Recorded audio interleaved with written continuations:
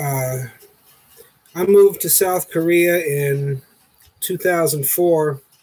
I had just graduated from college with a theater degree. I had no interest in pursuing theater. I had already done it, and I didn't have the same passion for it that most of the other people had. They were younger. They had more fire. They were very enthused about doing theater, creating theater, no matter whether it was directing or acting or technical or design, all that. I didn't feel it at all.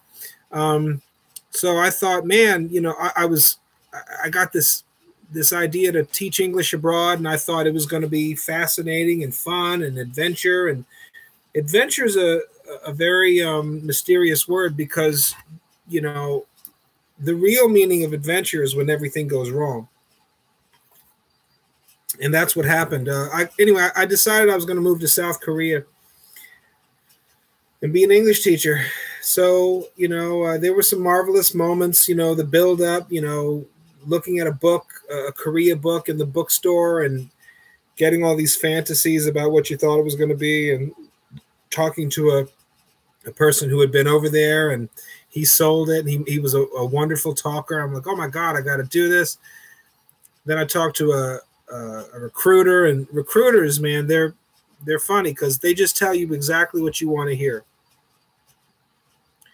And then you sign the dotted line and you go, and next thing you know, you're in Korea. I went over there. I hated my job right away. I said, oh my God. Now, I've never been good at jobs. I've never been good at working with people, taking orders, stress, long hours. I mean, I'm feckless at the whole thing. And so I went over there. I got fired after 5 months, got another job, quit after 5 months. Then I went to the Philippines for a month and a half of God knows what the hell I was doing there. Nothing.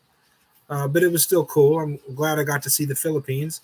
And then I went back to Korea, and I did all these jobs for the better part of 2005 or 2006.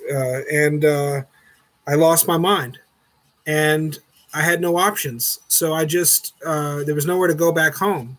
So I just walked around the country, the city of Seoul, actually, and environs. I walked around for, I don't know, a year.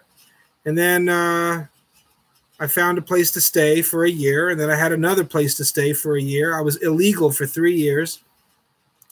I think Korea is a wonderful country. And if I could have stayed over there and been an English teacher and worked hard and done well and gone to the Philippines and Thailand and fucking Vietnam for all my vacations and, had my Korean girlfriend and been a good boyfriend and all that, I think it would have been clever.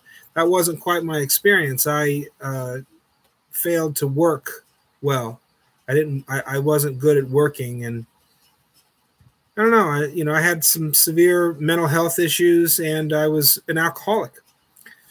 I think a lot of people over there are alcoholics, Koreans and expats. Waeguk Saram and Hanguk Saram. They're all alcoholics. Well, not all of them, but I certainly was. And yeah, I'm sure it's a lot different now, but it was a wonderful 5 years. I did go back for a brief 3-month stint, and all I can say, it was like going back to high school. I mean, it was, I had done it. I had my experience. There was no more to do. So I'm working on a book about it, or a story or something, writing about it. But yeah, I think it's a wonderful place to live. Sorry I couldn't make it work.